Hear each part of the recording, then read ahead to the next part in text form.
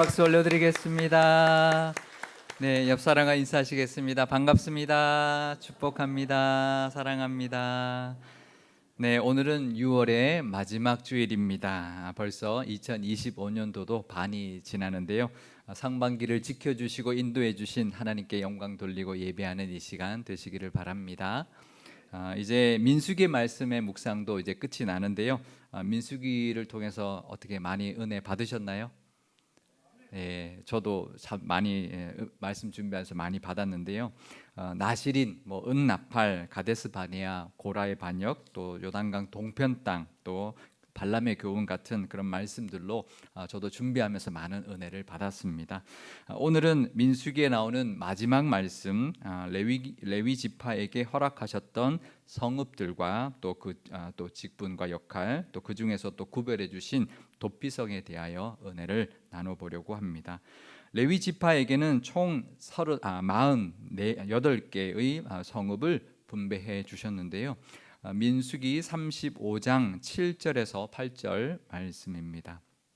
너희가 레위인에게 모두 48성읍을 주고 그 초장도 함께 주되 너희가 이스라엘 자손의 소유에서 레위인에게 너희가 성읍을 줄 때에 많이 받은 자에게서는 많이 떼어서 주고 적게 받은 자에게서는 적게 떼어 줄 것이라. 각기 받은 기업을 따라서 그 성읍들을 레위인에게 줄지니라. 아멘. 그러니까 레위 지파 사람들에게는요, 땅을 분배해 준 게 아니라 이스라엘 각 지파에게 분배했던 땅에 있는 성읍들 중에서 몇몇 성읍들을 각 지파가 이제 레위인들에게 나눠줘라, 조금씩 떼어서 주라라고 하셨던 것입니다. 이 말은 뭐냐면 레위 지파 사람들은 한 곳에 모여 사는 게 아니라 가나안 땅 여기저기에 이스라엘 지파 사람들 사이사이에 흩어져 살아야 했다라는 것을 의미합니다. 그 이유가 있었는데요. 창세기 49장 5절과 6절 7절 말씀입니다. 시므온과 레위는 형제요, 그들의 칼은 폭력의 도구로다. 그들이 그들의 분노대로 사람을 죽이고 그들의 혈기대로 소의 발목 힘줄을 끊었음이로다. 그 노여움이 혹독하니 저주를 받을 것이요 분기가 맹렬하니 저주를 받을 것이라. 내가 그들을 야곱 중에서 나누며 이스라엘 중에서 흩으리로다. 아멘. 이 말씀은 야곱이 죽기 전에 유언으로 남겼던 내용인데요. 디나의 사건 때 디나의 친오빠였던 시므온과 레위가 레겜 사람들을 다 가서 죽여버렸기 때문에 야곱이 나중에 저주를 했던 것입니다. 이 야곱의 유언대로 실제로 레위 지파 사람들은 이스라엘 중에 이렇게 흩어져 살게 되었는데요. 하지만 하나님은 그것을 저주가 아니라 복으로 바꿔주셨습니다. 사명으로 바꿔주신 것입니다. 신명기 33장 10절 앞부분입니다. 주의 법도를 야곱에게, 주의 율법을 이스라엘에게 가르치라. 그러니까 레위 지파 사람들은 이스라엘 사람들에게 흩어져서 어떻게 살아야 되냐면, 뭘 하고 살아야 되냐면 율법을 가르치고 율법을 전하는 그런 역할을 하라고 하셨던 것입니다. 그러니까 모든 이스라엘 사람들에게 골고루 율법을 가르치려면 이 레위 사람들은 이스라엘 사람들 사는 곳곳에 흩어져서 살아야 가능했던 것이죠. 그러니 흩어져 사는 것은 저주가 아니라 오히려 하나님의 말씀을 가르치는 역할, 말씀의 복을 나누는 그런 흘려보내는 통로의 역할을 하게 되었던 것입니다. 이 은혜가 우리에게도 있기를 축복합니다. 우리에게도요, 저주 같아 보이는 것들이 있습니다. 그러시지 않나요? 왜 내게는 하나님 이런 것들을 허락하셨나? 왜 내게는 남들이 없는 이런 것들을 나에게 주셨나? 그런 것들이 분명히 누구에게나 하나쯤 다 있을 겁니다. 저희 가정에도 있었습니다. 저희 가정에도 목회자의 길을 가다 보니까 우리 아이들 중고등학교 때 학원비가 없는 거예요. 그러니까 우리가 이제 아무리 기도해도 학원비를 마련할 수가 없으니까 사실은 좀 답답하고 어떨 때는 좀 미안하기도 하고, 그래도 좀 이제 학원을 보내서 그래도 좀 공부도 좀 잘하게 하고 좀 좋은 대학도 보내고 싶은 것이 부모의 욕심인데 그게 안 되는 거죠. 근데 기도했더니 하나님 그 마음을 주시는 거예요. 학원 안 보내도 되니까 학원비 안 주는 거다. 그래서 우리가 이제 방법을 찾기 시작했는데요. 제가 담당했던 교구에 수시 전문가가 계셨어요. 그래서 그분하고 의논하면서 준비를 잘해서 수시로 그렇게 대학을 갔는데요. 어쩌면 학원을 다닌 것보다 더 하나님이 잘 인도해 주신 것입니다. 어쩌면 그게 더 우리에게 복이 되었던 것인데요.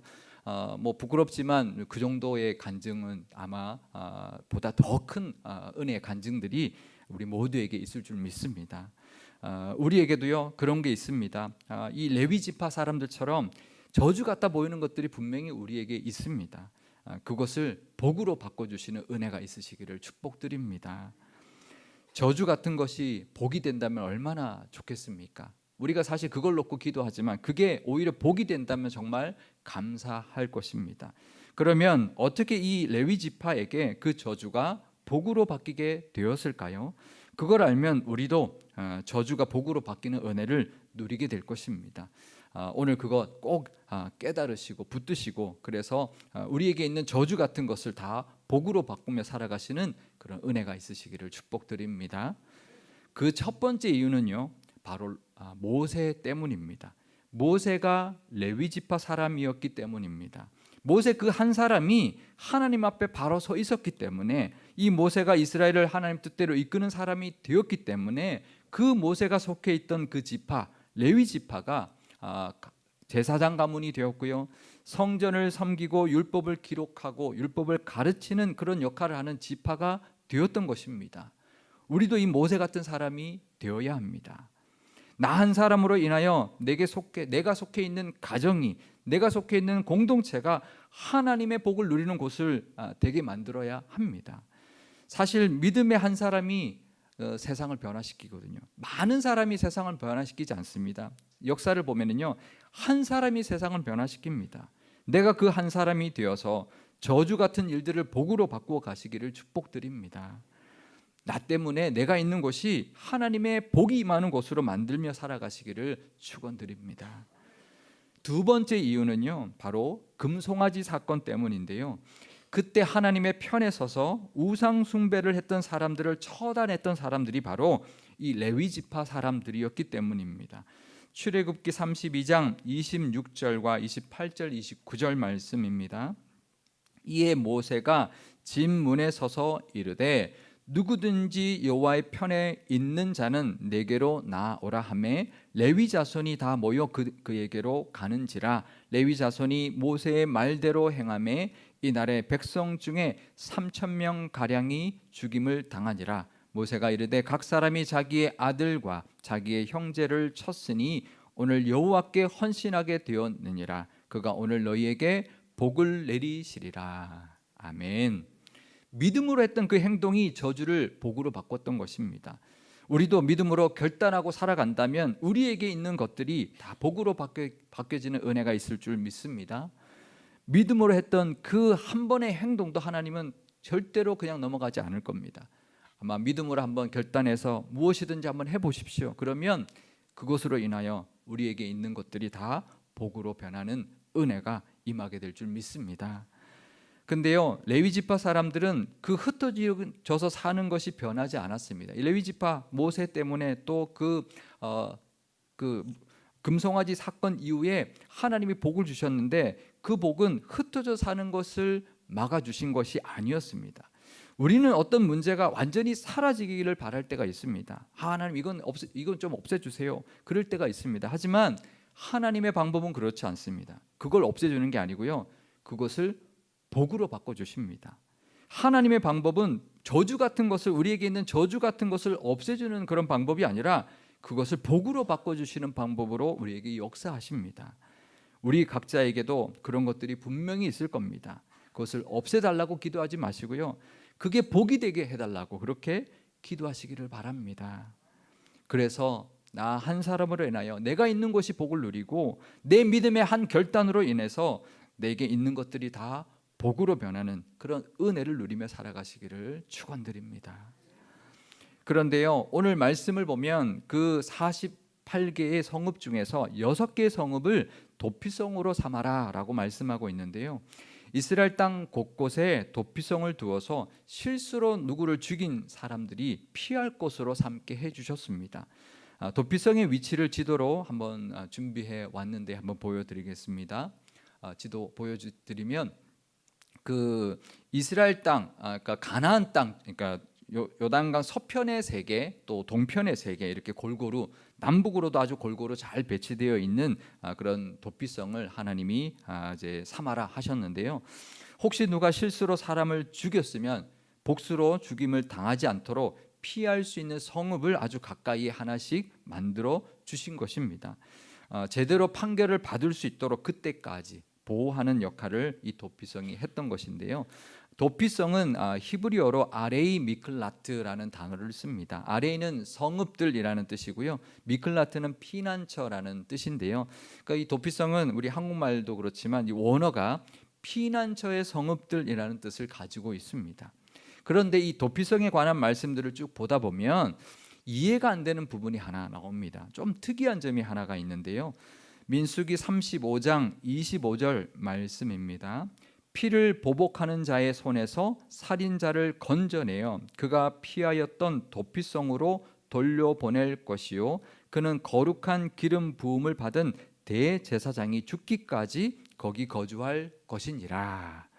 그러니까 사람을 죽인 자는 반드시 죽어야 되는 것이 율법이었는데, 근데 이제 잘 파악해 보니까 악의 없이 우연히 어떤 사람을 밀쳤거나 또 돌이나 뭔가를 던졌는데 그것에 맞아서 죽게 되었을 때는 사형을 면하게 해 주었습니다. 그러면 그 판결 이후에 그 사람이 살던 곳으로 바로 돌아가는 것이 아니었습니다. 어느 기간 동안 그 도피성에 계속 머물러 있어야 했는데요.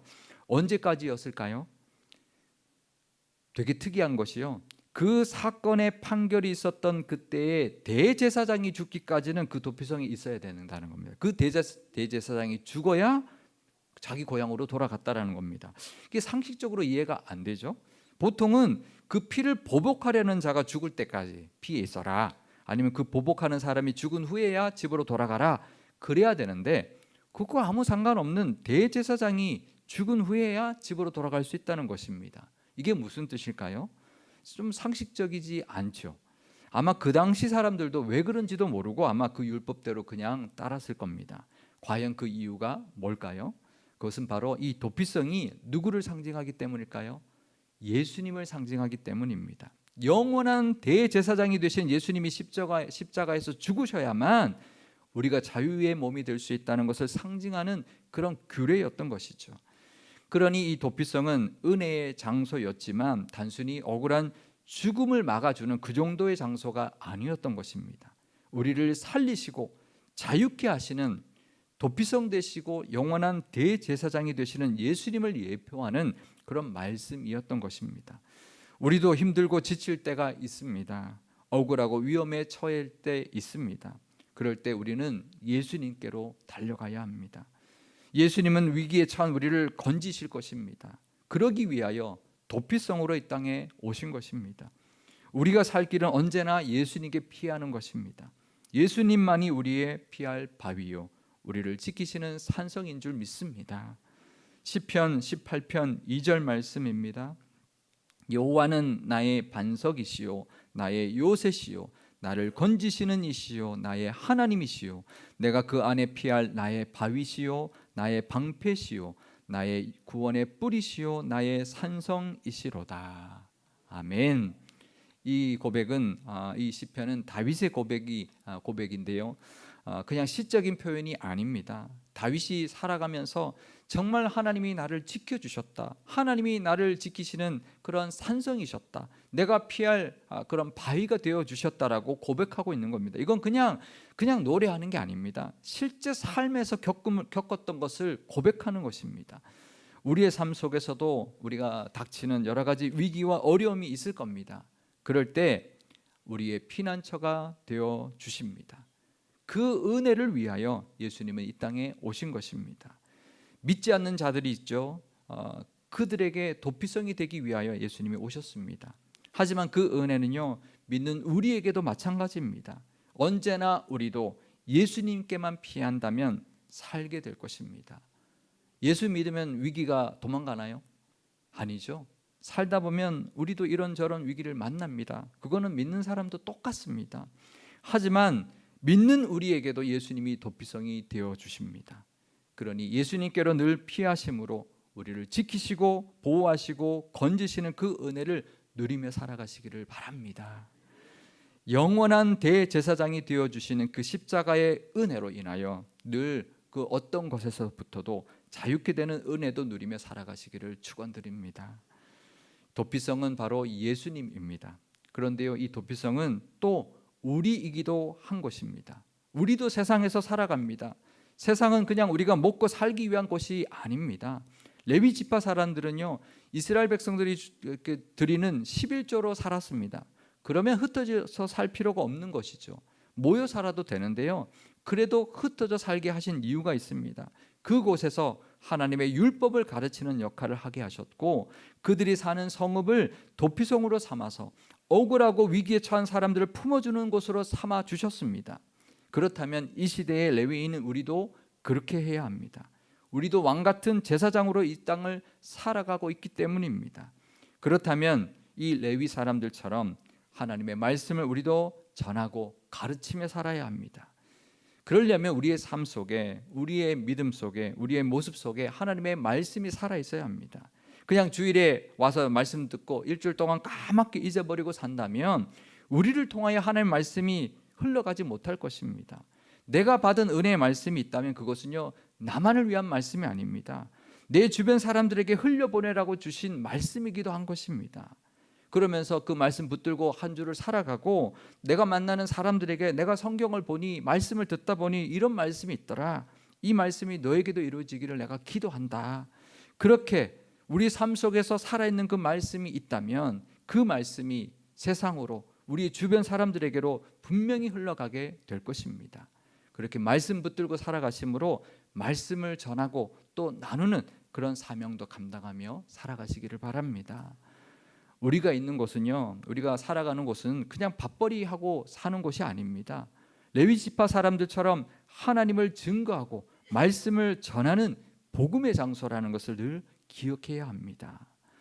하나님이 우리를 먹이십니다. 그러니 우리가 있는 곳은 그냥 먹고 살기 위한 곳이 아니라 복음을 전하는 곳입니다. 말씀을 전하는 곳이라는 것을 기억하면서 그 말씀의 사명 감당하며 살아가시기를 바랍니다. 또 우리는 도피성의 사명도 감당하며 살아야 할 것입니다.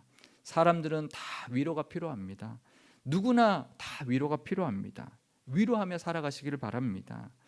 아마 어떤 분들은 그럴 겁니다. 내 성격은 T라서 그게 잘 안 돼요. 그런 분들도 있을 겁니다. 하지만 성격이 T여서 듣고 있으면 아이고 그러니까 그렇지 이런 마음이 들어도 일단 들어주시고요, 또 공감해 주시기 바랍니다.